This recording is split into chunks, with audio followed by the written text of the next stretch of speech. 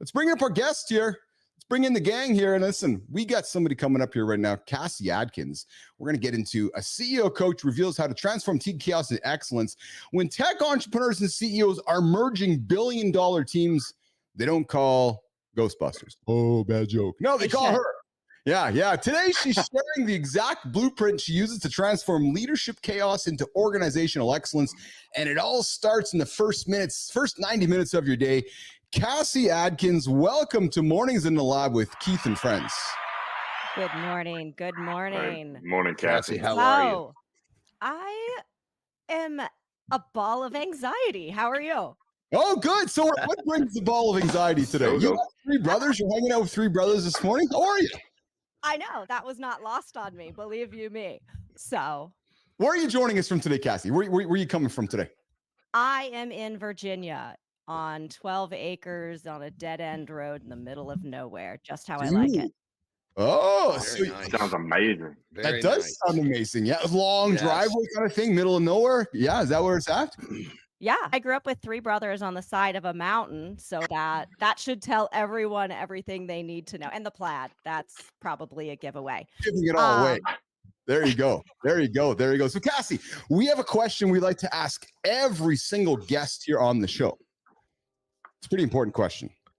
Okay. And you ready for it? No, go for it. All right. What is Cassie Adkins' morning routine? Not the polished version, not the one you want the audience to hear. What's the real one? And even if there is no routine, Keith, Johnny, Richie, we all are like, we're curious here about what you do when that alarm goes off. Do you hit the snooze to get your ass out of bed? Do you roll over? What do you do? I turn off the alarm. I check my phone. Oh. I see what. So I'm an early to bed human. Okay? Good. So it's not uncommon to wake up to text messages that I got through my do not disturb mode. I check to see what's going on. I may or may not check LinkedIn. Yes. And then I get my ass out of bed.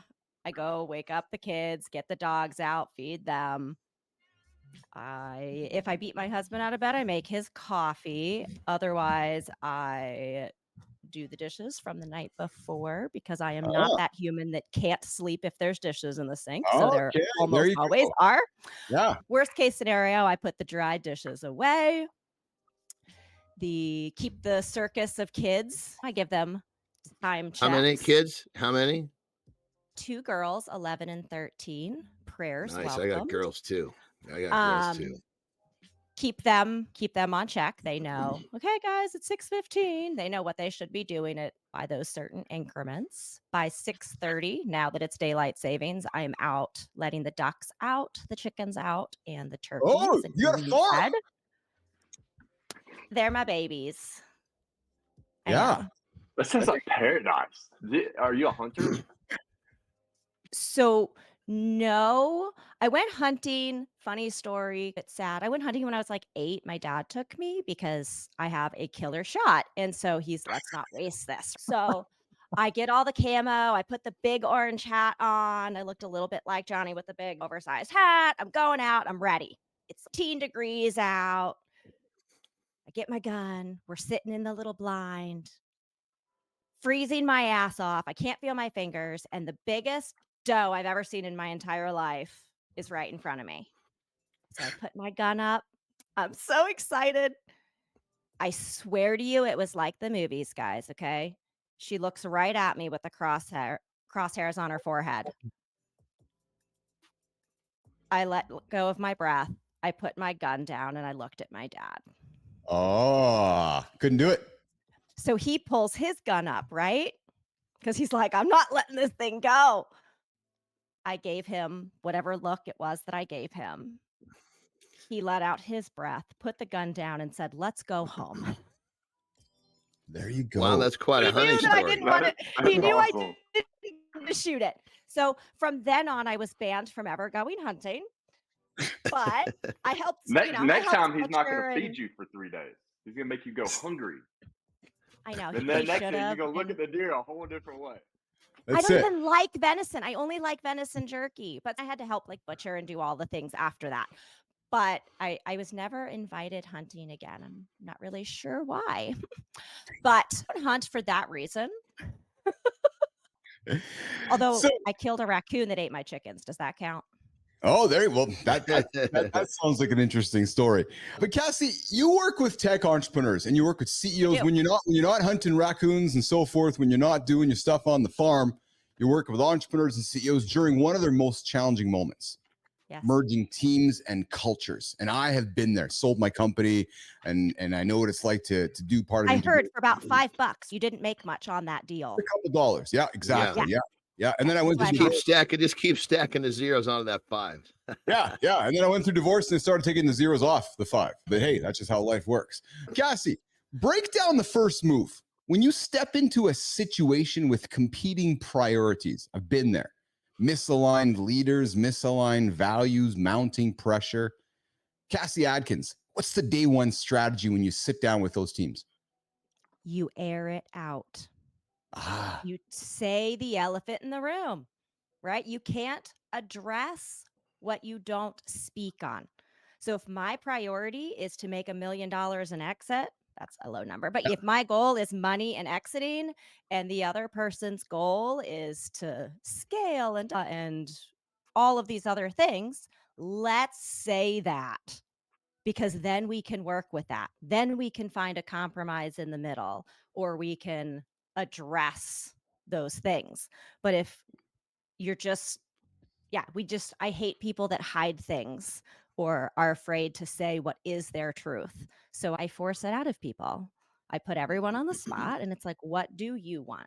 What do you like? And even at a team level, how a meeting is run, I make everyone air it out. What drives you nuts on a internal team meeting, guys? I hate people that are late. I hate people that are actively doing other work. I don't want a meeting before, my day starts, right? Let everyone know. And for me, I hate when people are late. Other people, they don't care when they show up. But if I don't like when people are late, guess what? We all bend to that and everyone shows up on time. Oh yeah. If one person doesn't like that people are then guess what? No one gets to do it. I like this because we got a couple guys here on the show. So Richie comes from the military. Johnny has spent time in wrestling dressing rooms, bodybuilding rooms, strongman rooms with different cultures and different men. And I'm curious to hear their points of view on this. But Cassie, it's interesting to hear you say this because I remember having a meeting with a fellow a few years back and I had never heard this before. He said, Keith, I want to have an assumptions meeting with you. I'm like, an assumptions meeting? He goes, yeah, because I have assumptions about you. You have assumptions about me. Let's sit down in a room together and let's just put them on the table. I was like, holy fuck, that's brilliant. So we did. Because he's, I don't know you. And I have these, like I judge a book. We all judge book by its cover. So we came to the room and we had what he calls an assumptions meeting. His first meeting with everybody he works with, he sits down, he has an assumptions meeting to wipe out all assumptions with you and that person. Richie, you in the military, listen to some of the things Cassie has said. Airing it all out, being part of units and so forth. Is that a common thing, Richie? Or is that, oh, fuck, I'm not airing shit out? It depends on the leader, but whenever I come into a situation where I have a new soldier that's reporting to me, or whatever, the first thing we'll talk about is expectations, and I have it in writing. These are my expectations of you, and here's what your expectations of me should be. And then we have a discussion. It's a dialogue. It's not a one-way. It's not a one-way deal. And when we talk about meetings, yes, you have to set the culture for your own meeting. So I love what Cassie said. I don't give a shit when you show up. If I'm running the meeting, when I sit down in the chair, you better have a pen and paper out and ready to either brief me or us ready to fucking execute. Whatever. But yeah, I'm huge. I don't want to waste anybody's fucking time. And I love what Elon Musk says. He says, hey, look, he has set a culture of if you feel you're not getting anything out of this meeting, get up and leave. And that's completely the right thing to do. Like, nobody looks down to that. I agree. I love what Cassie said. I'm all about it. I want to join her team. Yeah. Johnny, so I know you've been in the independent space, Johnny, but listening to some of the things Cassie said, he says, what do you lean into, John, when you hear this? In the shit that I've done at the highest level of strongman, bodybuilding, and wrestling, to get there, you had to be pretty fucking honest. Because and so we all come to that space where it's, especially if, say in strength, if we're in a team competition, we all know what our strengths and weaknesses are. And as a team, we want to put the best person forward for each event. And so it's just my Achilles heel was my grip. My hand strength was my weakest part. So if it had something to do with, there was a competition. I was the captain of the Pan American team. And Oh, so yeah. of course, so I was kind of, they looked to me to make decisions because I had been competing at the highest level, the longest out of the group. And there were plenty of times where I would not put myself first because I knew that one of my teammates could do a better job. And without that honesty, we were just a hair away from winning the Team World Championship. And had we not been honest with ourselves and each other, we wouldn't have performed at the highest level. And so honesty is those things where, I guess to put it simply, if you want to make it to the top, you got to get fucking real honest real quick. Period. End of story. Cassie, you heard Richie here. You heard Johnny. Close this segment for us with a couple of closing comments from yourself, Cassie Adkins. So what comes to mind for me is that it's not a one and done. You don't set expectations, exchange them, have that dialogue, and then never speak about it again. You don't share assumptions and then never speak about it again. You continue to have that dialogue. You continue to speak the elephant in the room. You continue to speak up and say, hey, that meeting wasn't helpful to me. Hey, why are we doing this? Checking in with your team. Hey, how does everyone feel about this? Is this a waste of your time? Is this helpful? Hey, how did you like when I did X, Y, and Z? How should we do this better?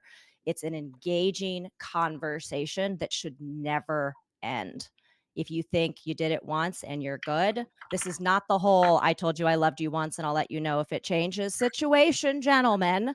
Okay, this is an ongoing discussion. And that's what I'll leave you with. I love it. Hey, you're hanging out with Keith, John, and Richie and Cassie here, Mornings Alive with Keith and friends. And hey, this time we usually have, it's called the See Marty Fit Tip, but Marty's off rock and roll with some old folks, Johnny. Richie out there in Virginia. So I am going to do the league segment. So Richie, we're going to walk off Cassie, Richie, and Johnny for a minute. I got a little bite here I'm going to drop for you guys. Jimmy, you can walk these folks off the stage when you got a second here. Get rid of them, Jimmy. There you go. All right.